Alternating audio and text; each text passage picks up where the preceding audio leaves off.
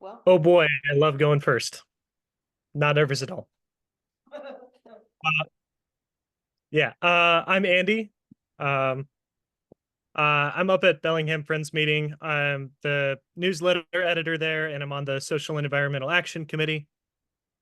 Um, I joined this fellowship because I actually got an item for the newsletter. One of my friends sent it to me, and it was like, "Hey, you should put this in the newsletter." And then I saw it, and I was like, "Oh, hey, I'm under 35. I care about politics. Why not?"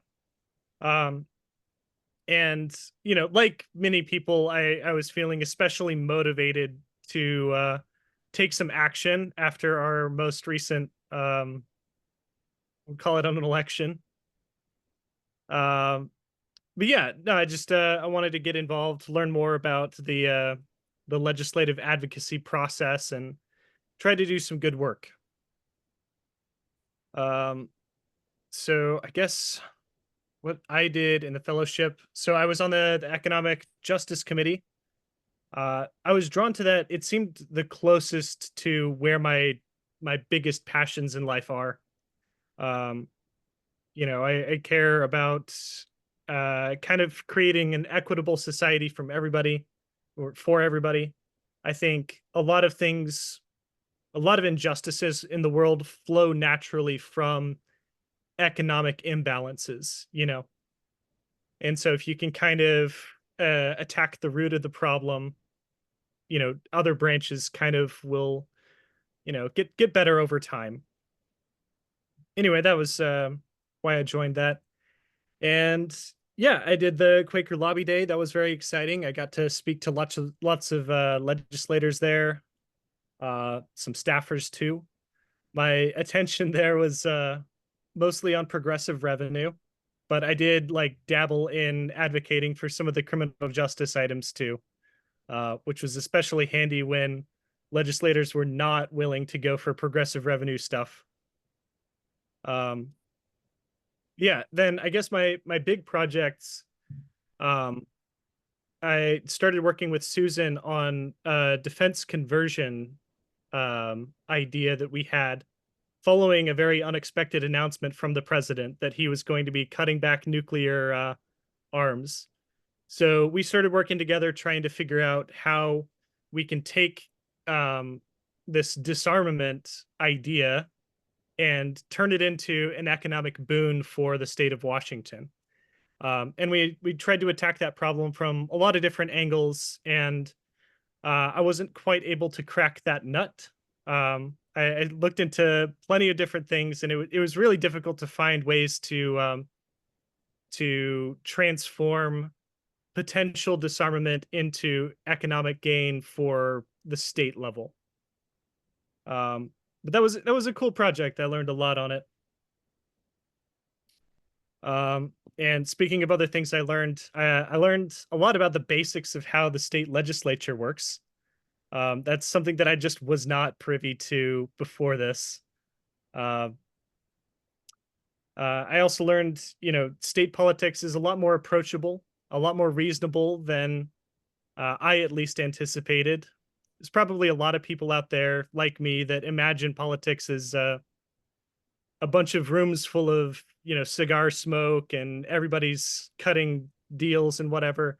It's a lot more hectic than that, as far as I can tell. A lot less organized, we'll say. I also learned bills move really fast, so you have to be very proactive with things.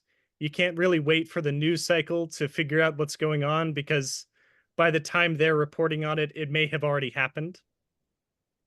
And the last big takeaway of mine is that the virtual testimony that you give, the signing in pro con, that apparently really matters to some of these legislators. Some people take it, they really consider it.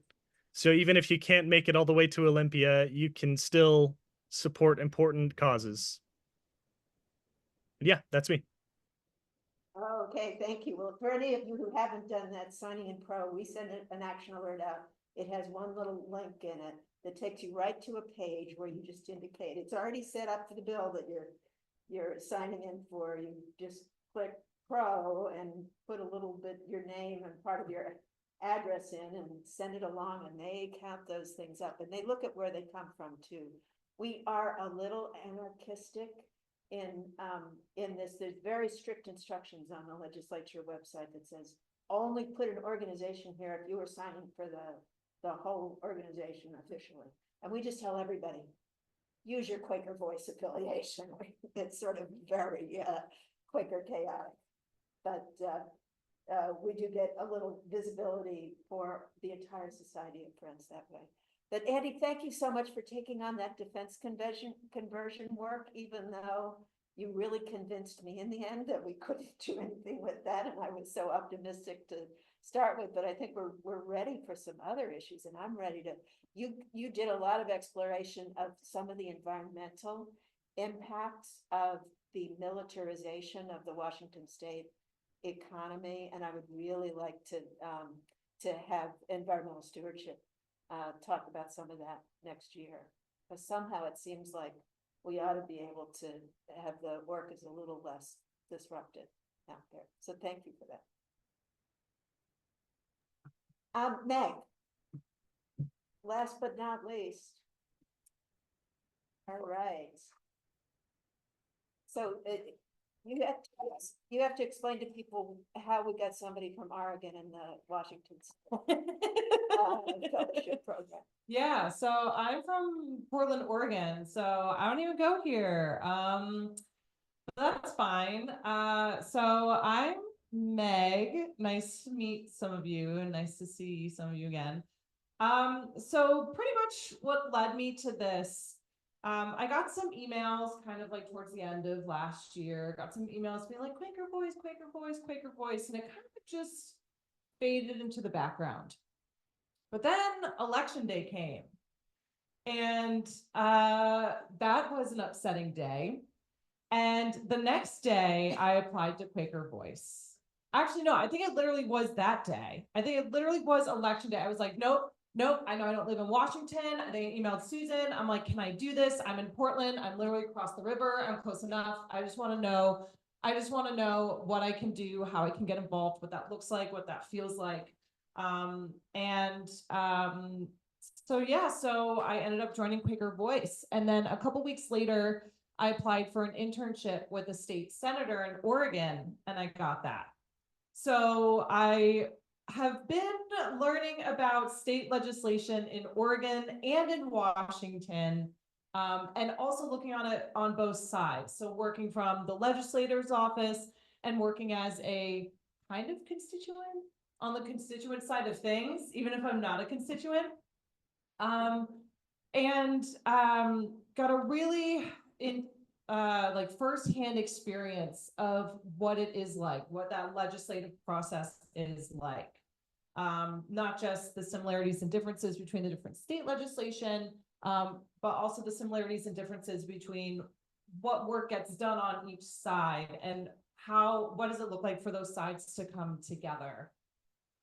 So I worked with the environmental stewardship working group. My reason for that was because I don't know about y'all, but when I go to the grocery store and I see the aisles upon aisles upon aisles of single-use plastic, like I'm literally just screaming in my head. I'm so upset. I just think of all of the grocery stores across the country, across the continent, around the world, that this scene is present in, and it makes me very, very sad and mad.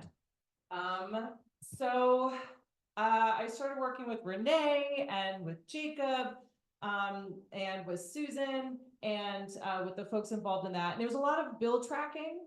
It was a lot of communication around, okay, well, what's moving forward, what's not, quick pivots, because as Andy mentioned, things happen so quickly. Things flip on a dime. Like one 15-minute conversation happens and then everything is just skewed and changed. So it was really crucial to be able to pivot on that. But I thought that a good use of our time tonight and something that can benefit Quaker Voice in the future was to discuss this lobbying component. and discuss our experiences and our best practices, because that is where both of these sides come together. That's where the legislators hear from the constituents what's important to them. That's where we make our voice and our priorities known. That's how we hold legislators accountable as well. So I thought we could use this time to just share some best practices about lobbying from either personal experience or what our thoughts are. So that way we can have this information and use it to support Quaker Voice in the next legislative session. Because I think our greatest power is our collaborative and communal knowledge. And so in my mind, to start, always like this conversation and this brainstorming, remember you have 15 minutes. What is your goal? What do you want to do at that time? Have a very clear ask in mind. Is it educating them on a bill? Is it getting them to change their mind on it? Is it building awareness of it? Is it, hey, we have a budgetary ask with this, like what are your budget priorities? Is it getting to know them? Is it having the legislator get to know Quaker Voice? Is it building relationship? What do you want to do with that 15 minutes? And some really great ways to do that. Have a one-pager, like a one-pager of the bills you're supporting, and hand that with them, leave that with them. Also make your time with them really, really memorable. So making it memorable is like doing something silly or giving them a little gift that they can keep on their desk. I know my legislator really got excited because they got a light up pen. Not only is it just a pen, but it lights up. And so now they use that pen all of the time because it's exciting. So, I mean, what are the little, it sounds kitschy, it sounds like a gimmick, but it works. What are the things to get it to stick in their mind? So that's kicking us off. Does anyone else have any lobbying techniques or experiences they would like to share to create this tome of knowledge for future Quaker Voice folks with lobbying?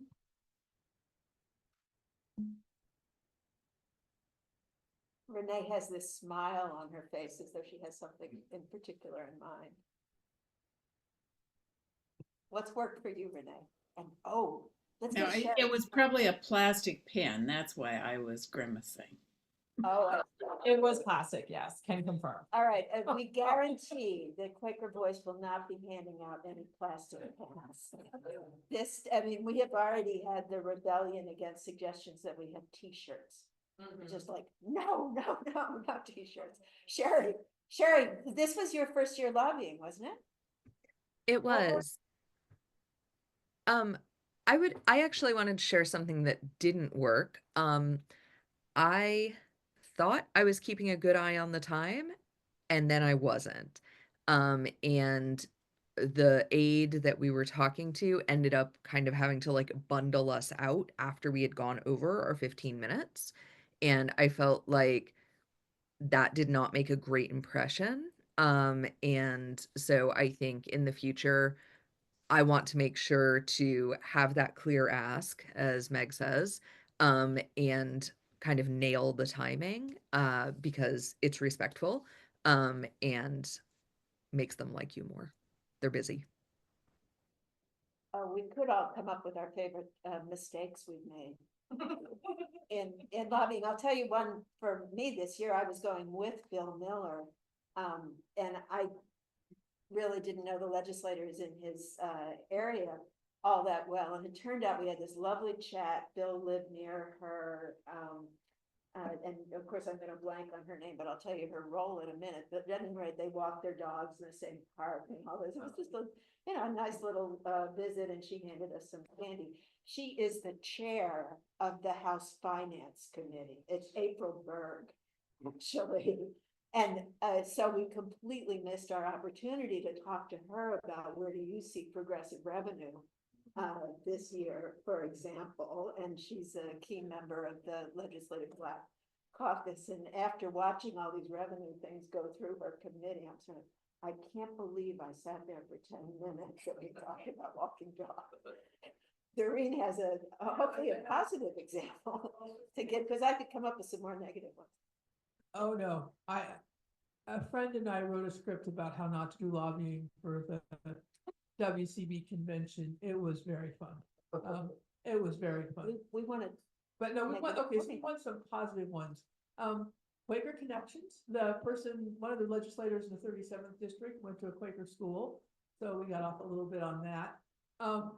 1 year, the person who's no longer in office, because this other guy pulled the seat, we were visiting his aides and, she was impressed. I said, we have however many people and we're visiting 11 districts or however many districts, and just that piece of, oh, it's not just a bunch of granola gnashing Seattleites, but that we could speak in that scope.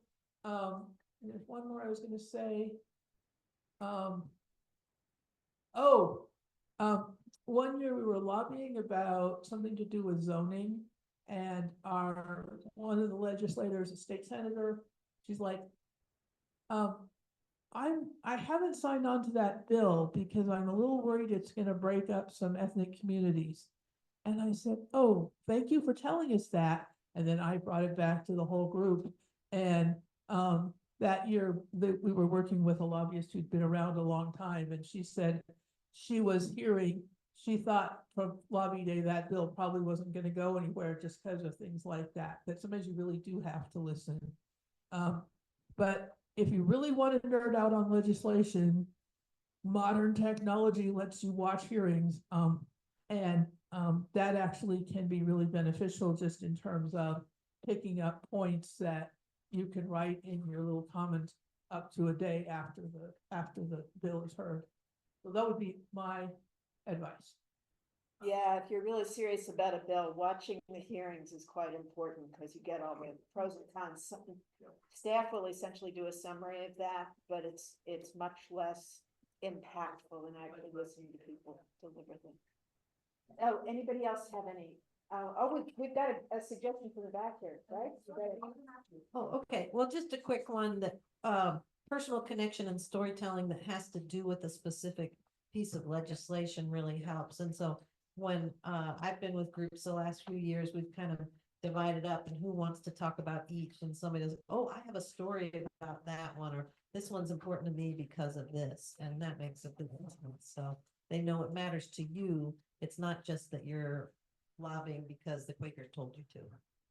Yeah, absolutely. That's exactly, I found one of the most effective things that I have. If you're not just talking out of, oh, because it's theoretically, this affects, because the legislature, this affects me or others in our community, but what your story is. And so, yeah. Yeah, Merlin Rainwater and I both testified on the expansion of the covenant home ownership program. I won't go into exactly what it is, but I gave my kind of standard. Quakers have been working against structural racism for a really long time. It was very, very Quaker values. Merlin just nailed it. Because Merlin knows everything about redlining in Seattle. And she came right in with, look, this wasn't something accidental that happened. People put work. They took leaflets around in neighborhoods to keep Black families out. And she had all these really concrete things that she could tie to her neighborhood, and ended with, let's do the work to get rid of this. That was just terrific.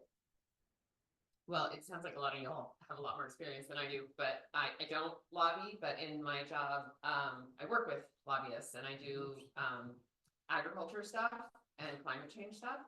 And so I've been finding the personal story from people they care about. So I sent hundreds of farmers, Republican farmers, to DC to talk about why they can't take away their climate change money, which is more effective than me going.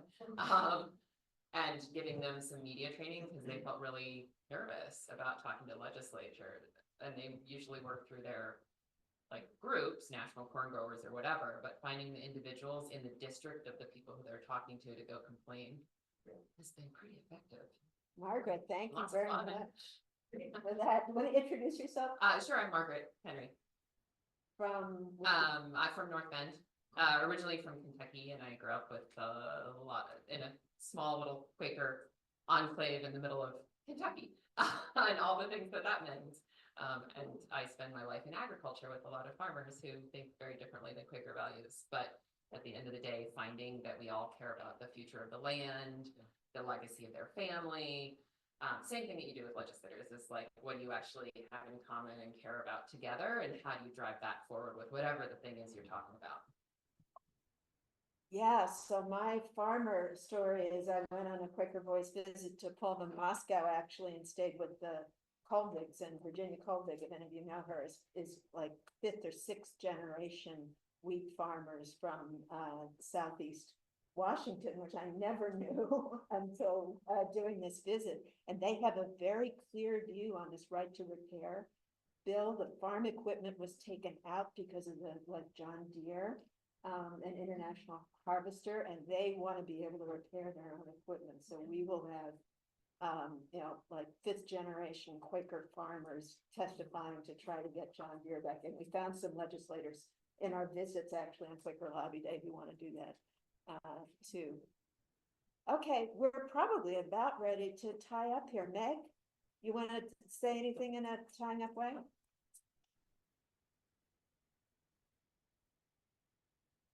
Thank you for asking us that question. Well, good job, everybody. We have a lot of great knowledge in all of our brains, and when we put it together, we make bills pass that benefit society. So good job. Proud of us. We did it. Yay. The end.